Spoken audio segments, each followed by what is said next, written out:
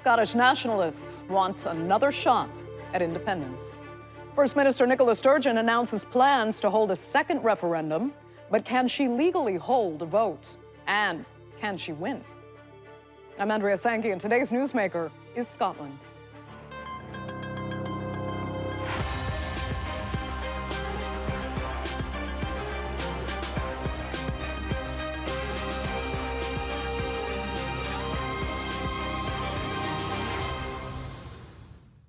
The 2014 Scottish independence referendum was hailed as a once-in-a-generation vote.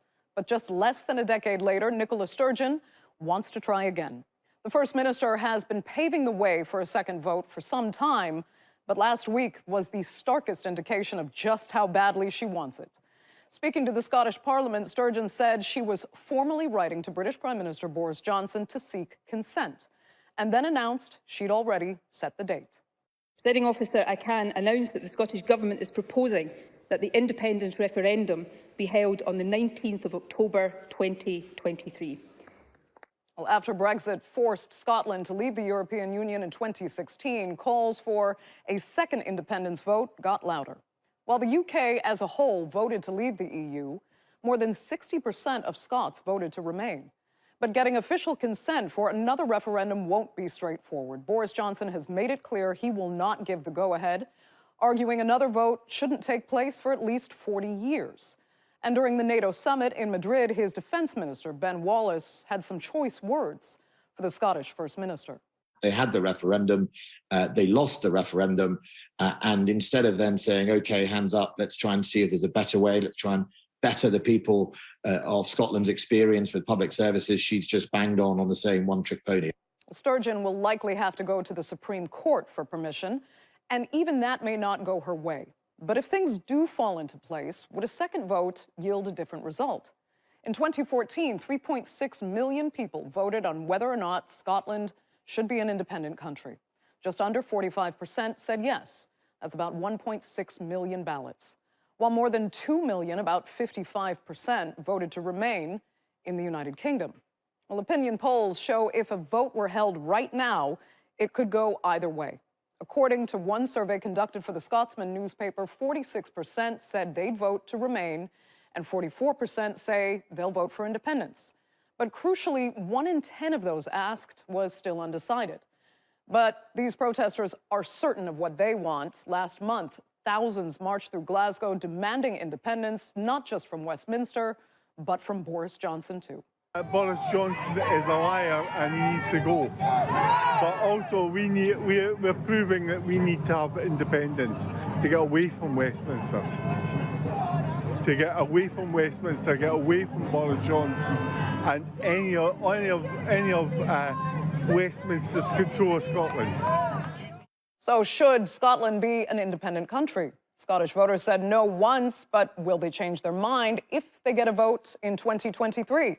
Joining me now to debate that are from Strichen, Scotland, Scotland's former First Minister, Alex Salmond. He is now the founder and leader of the Alba Party.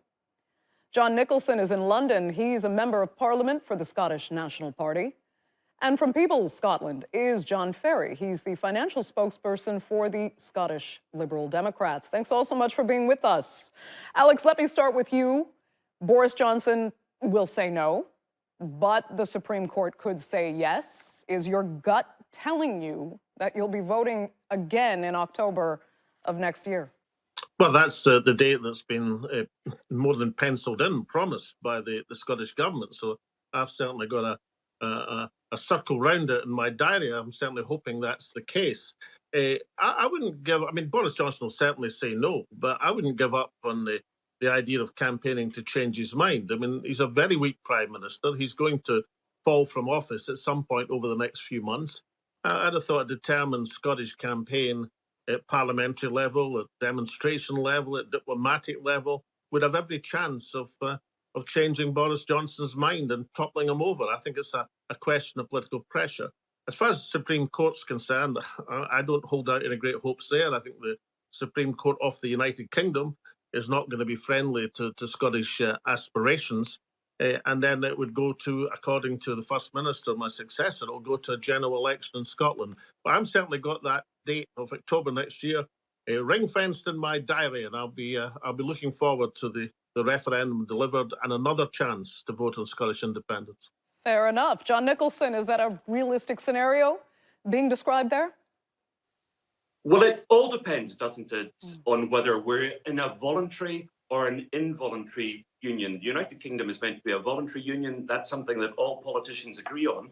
Something else that all politicians agreed on at the last Scottish elections was that if there was a majority return to the Scottish Parliament in favour of a referendum, then we would have a referendum. The Libdem said that, the Tories and the Labour Party said that, as well as the SNP. So there's no reason not to have a referendum. I have absolutely no problem whatsoever with people like John here campaigning against Scottish independence. But what John doesn't have the right to do, what no one, including Boris Johnson, doesn't have the right to do, is prevent Scots from voting on their own future, because that's our right as a country to decide whether we want to be in the United Kingdom or whether we want to be independent. Fair enough. John Ferry, I want to move forward and just assume there is another vote. What do you want Scots to understand about the consequences, then, of leaving the UK? Hi, Andrea. Thank you for having me. Let me just correct something that John Nicolson just said. That he said that all the parties agreed that if there was a majority of SNP or nationalist MSPs returned after the last Hollywood election, that there would be a referendum. That is not the case. And this actually gets to the heart of one of the fundamental problems of why we actually don't want there to be another referendum. It is a perfect platform for misinformation and lies from those who will try to say anything just to get this over the line and then worry about the consequences later. We saw that also with Brexit, with things like £350 million on the side of a bus.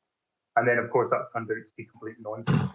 So this is a kind of a tried and tested tactic from those who who want to gain separation from unions, that they will say anything, do anything to get their stated policy over the line and worry about the consequences later, by which time the people who actually hurt and whose lives are turned upside down by those policies, it's too late for them to do anything about it. So we have to be very careful of that, very careful of misinformation, twisting of facts to the points of misinformation, which Mr. John Nicolson just said there.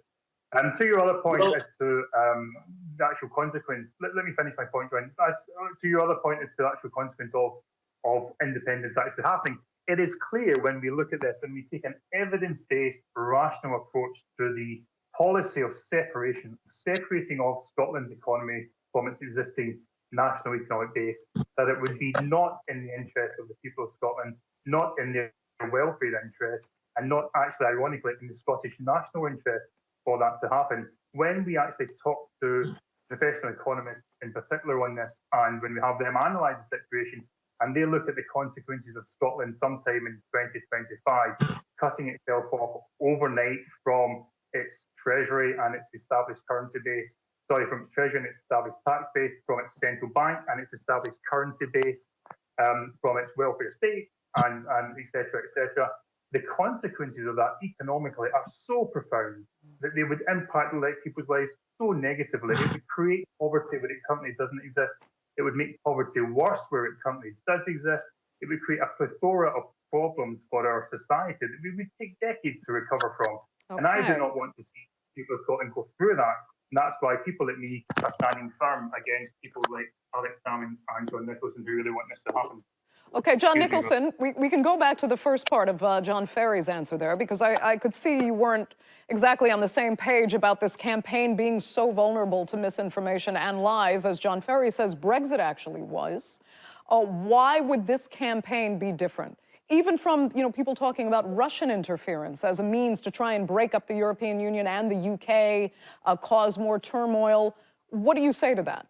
Well, of course, the last thing that the Russians want under Vladimir Putin is for small independent countries to declare their independence and join NATO as Scotland would, and join the European Union as Scotland would. I love the Lib Dems name because they're neither very liberal these days, grand old party, nor very democratic. And of course, it's a matter of record that at the time of the last Scottish elections, politicians from the Unionist camp, including the leader of the opposition, the Conservative, said, if you go out today and if you vote for the SNP or the Greens, you're voting for for a referendum. They all said it. Now, the biggest risk to Scots' economic well-being is Brexit. We're seeing the results of that every day. And it was the Lib Dems, of course, under their former leader, Nick Clegg, who first introduced the idea that there should be a Brexit referendum. They campaigned very hard for that, and it is as disastrous as we all knew that it would be. So what I want for Scotland is for us to have a civilised debate. John's absolutely right. There should be no disinformation. We should all argue our case respectfully. But crucially, that case should be put to the Scottish electorate. I'm not scared of what Scots will say if they're given the chance to decide. But the only one of us in this debate who wants to prevent the Scots from having a say is my Liberal Democrat colleague here, John. The rest of us want Scots to have their say. Let them have their say. Let the people decide. Okay. Andrea, can I take on that democracy point just before Alex comes back? And I know he'll be dying to discuss. Yes, quickly, please. But it is not the case in any of the world's democracies that a minority nationalist party that happens to gain control of a devolved sub-state legislature after a parliamentary election by hooking up with another minority nationalist party. It is not the case that in that case the collective nationalist parties get to rewrite the constitution of the state. That is not democracy, John. That's not how democracy actually works, because constitutions and the rule of law are a fundamental cornerstone of democracy. And when you look at these things, you get around, you get over. Disrespect democracy, you disrespect people who stop for devolution. Can I suggest? Yeah, I want to give equal time to everybody. Alex, I know you had a comment. Do go ahead. Yeah, I mean, I think John from the Liberals gave that away when he talked about Scotland as a sub-state. The vast majority of people in Scotland regard Scotland as a nation, and a nation with the right of self-determination. We are meant to be in a voluntary union with England, Wales, and Northern Ireland, part of Northern Ireland. Nobody has suggested hitherto that it's an involuntary union. Now, if it's a voluntary union and Scotland is a nation with the right of self-determination, then the people of Scotland must have the democratic means of judging this issue again. In fact, judging it when they want to judge it. And by any comparison, under a proportional system, people last year voted to have a referendum on Scottish independence. That is their right to do so. Now, there's very point that's important, which is well beyond politics. I mean, Scottish nationalism, the cause and argument for Scottish independence, it's not unique in the world, but it's certainly unusual in the world. And it's always been pursued since its inception on an entirely democratic, peaceful, constitutional basis. But that, of course, is because people have had democratic roots, either a majority of members of parliament or since the inception of the Scottish Parliament, a majority of MSPs leading to a referendum, an agreed referendum. Now, if David Cameron, the Tory Prime Minister, agreed with me in 2012, that was the sensible democratic route to look at this issue, to allow the people of Scotland to judge, then why shouldn't Boris Johnson, a Tory Prime Minister, respond in a similarly democratic manner? Now, I think the people in the Liberal Democrats, the Tories, Labour, the Unionist parties, heavily underrate the anger there is among ordinary people in Scotland who see what they democratically voted for last year being undemocratically refused this year by Unionist parties. And I think it really would be better to get off this mechanism to agree that Scots have the right to decide as a nation, and then John from the Liberals can put his arguments as he wishes in a referendum campaign. One last point. I do agree with John Nicholson that it's a bit rich for the Liberal Democrats to start saying they're opposed to referendum. It was indeed Nick Clegg and the Liberal Democrats who first ever suggested that there should be a referendum on Europe. Now, if it's not to be a referendum, then there has to be another democratic means, which brings us back to it being decided at a general election. But one way or another, Scots as a nation are entitled to have their say. Okay, I want to move it forward and actually talk about the potential consequences of a stay or leave vote and what Scots in particular have to gain financially. We have three main areas. We have trade, travel, and currency. Efforts, of course, we're being told will be made to rejoin the European Union, but that also means then new trade barriers with the UK will have to go up. John Nicholson, which is worse, the EU border or a new UK border for Scotland's economy? Well, that's a slightly negative way of asking the question. But you technically you can't have both. As you'll know, the EU is infinitely flexible. The sort of arrangement that Northern Ireland has, which has benefited the Northern Irish economy since Brexit under the protocol, which is something that Boris Johnson is trying to destroy at the moment, gave Northern Ireland the best of both worlds. It was both a member of the European Union through its relationship with Southern Ireland, and it also had free movement. At least that was the plan, free movement throughout the United Kingdom. But the majority, of course, of countries that are members of the European Union were once part of larger countries. Very few borders have remained unmoved in the European Union. From Finland, Estonia, Latvia through to Ireland, most countries in the European Union have split away from a bigger power block. But what interests me about John's argument is he tells us all the things that we cannot have. But as a Democrat, can he tell us if he doesn't believe in the mandate that was given to the SNP and Greens at the last election, if he no longer believes in referendums, apparently, if he doesn't believe that a general election provides a mandate, is the United Kingdom still a voluntary union? And if so, how can Scotland leave? Could he tell us that? Okay, John Ferry, go ahead and respond. Well, that's a particular type of framing which obviously suits John Nicholson's way of debating here. If you look at any Western democracy, it is perfectly normal for those countries, parts of those countries, whether they're federal systems or federal-like systems as we have in the UK, to have underlying parts which don't always agree with each other.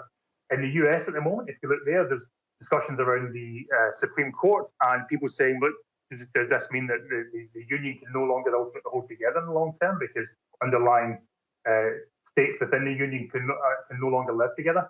But I take a much more positive attitude to liberal democracy generally and think that we can see these things through. There's a broader point here, which is that if Scotland were to leave the UK and we were to see the UK ultimately break apart, it would be the first time in our lifetimes, not even just my lifetime, but Alex and John's also, in which any of the world's established liberal democracies had decided that they couldn't work out their conflicts internally, that they had to completely go their own separate way. That's not happened in our lifetimes anywhere within established liberal democracy.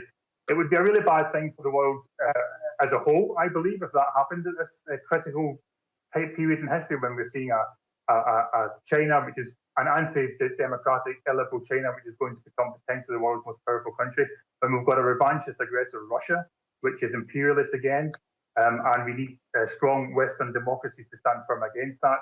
And when we don't need to see the weakening of NATO, NATO would be fundamentally weakened by the breakup of the UK. The nuclear deterrent would be put at risk.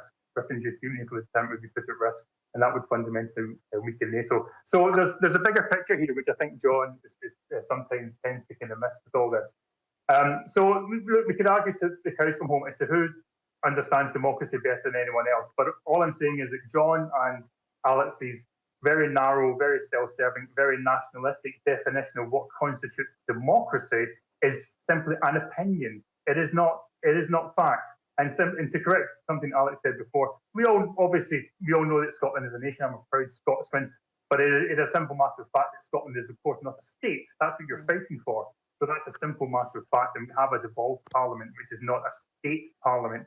It's Scotland's parliament within a state. So that's a simple matter of fact. And another thing we often see with these arguments is that people try to call on people. I was there at the origins of the Parliament, and it was explicit between myself and the then Secretary of State for Scotland, Donald Dewar, the Labour politician who led the campaign, that nothing in establishing the devolved Parliament, if people expressed the wish for independence, then nobody had the right to stop them. I mean, that was always acknowledged. Even the greatest unionists in our lifetime, Margaret Thatcher, the Tory Prime Minister, the enemy hammer of the Scots, agreed that it was Scots were entitled to leave the Union if they so wished, because they were a nation and nobody should deny it. Now, I find it kind of strange that the Liberal Democrats have now got a narrower definition of Scotland's nationhood than even Margaret Thatcher did. But bring it up to date, can I just point out that the Czech Republic and Slovakia are, as far as I know, democracies. 30 years ago, they decided to go their own way and set up two independent countries. I don't know if John's under 30, but there's an example from within Europe. After an election, incidentally, there wasn't a referendum. They had an election, they voted in different directions, and decided to set up two independent democratic states. I'll tell you what, though. They are democracies, and it was decided in democratic fashion. There are members of the European Union in the Baltic states who set up their independent states and subsequently joined the European Union. All that's happened, certainly in my lifetime, and unless you're under 30, John, it happened in your lifetime as well.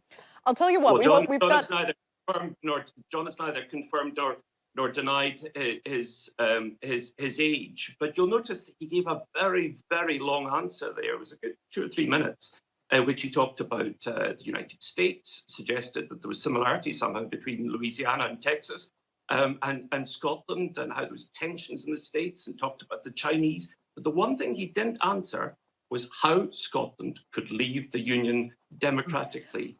I'll tell you what, gentlemen, we're down to the last okay, but we're down to the last 4 minutes of this program, and we've talked all about the merits of democracy in this potential vote coming up, and I really actually wanted to talk a little bit more about the practical issues here, because there's a risk potentially that this vote will be similar to Brexit in that many complained that they didn't actually understand the practical consequences of leaving the EU. And as I said, the three main areas with, potential independence for Scotland are trade, travel, and the currency. This is a massive break. I mean, in Brexit, they didn't have to change currency to anything. If Scotland wants to go back to the EU, they're going to have to look at all those measures. Alex, I can ask you, I mean, I know the issues of sovereignty at play here, but tell us, really, if Scotland is fully considering what the economic consequences are going to be when at least 60% of all Scottish exports go to the UK. That's triple what goes to the EU. It's triple what goes really to the rest of the world. Is all of this being taken into consideration? Well, actually, we're very lucky, Andy. We've got a working example of this at the moment, which John Nicolson briefly alluded to in Northern Ireland. Because of the agreement, which incidentally Boris Johnson is trying to unpick for some reason best known to himself, that followed the settlement with the European Union, the protocol. Northern Ireland, currently part of the United Kingdom, is part of the single market of Europe, but has an administrative trade border with the rest of the United Kingdom. And lo and behold, what's happened in Northern Ireland, they've had their best relative economic performance compared to the rest of the UK since records began, because the boom in trade with the single market of 500 million people has overcome any administrative inconvenience with the administrative border. So we've actually got a working example of how it's better to be part of the biggest trading bloc that you wish, either through EFTA, as I would suggest, or the European Union, as John Nicolson suggests. But lastly, I think the major criteria, if you look at world economics just now, what is the biggest thing you need? The biggest thing you need is access to cheap, plentiful, renewable and affordable energy supplies. And there is Scotland has, apart from the talents and abilities of the Scottish nation's people, I would say the access, not just to oil and gas, but the ability to produce 10 times the electricity we require in Scotland, cheap, clean, green, affordable, is an ace card, and why that should be under the control of Scotland and would benefit the Scots. Scots are suffering from hugely inflated energy bills thudding through their letterboxes. Same thing be happening in Turkey at the present moment. Then the idea that we've got these resources but can't use them for the benefit of the people is going to be an ace card in the arguments about the economics of independence. Okay, John Ferry, I can give you 1 minute to respond. So, Andrea, you're absolutely correct. The big difference between Brexit and what some people might call Skexit, a Scottish exit from the UK, is that the UK is, of course, a full monetary and fiscal union, as well as a free trade area, as well as an economic union in that sense. And the outcome of breaking away overnight from that monetary and fiscal union, as well as implementing trade borders with a trade border with our biggest trading partner, would be so profound and so immense for the people of Scotland and so negative for us that no one in their right mind should be considering doing this at the moment when we've got a cost of living crisis and our health system is in crisis on the back of COVID, and we've got security issues for Western Europe for the first time in generations. The idea of putting us through a self-induced economic crisis in 2025-26, which Alex and John would do, is preposterous. No reasonable person should be thinking about going down that route. If you want to have a constitutional convention to talk about legal routes to secession, great, let's have it. Why are you frightened of the debate? John Ferry, John Nicholson, Alex Salmond, I'm very unfortunately going to have to interrupt it there because we are completely out of time for this edition of the Newsmakers, but I'm sure we'll be talking plenty more about this in the months coming. So I do thank you so much for being with us. Our viewers, of course, for tuning in as well.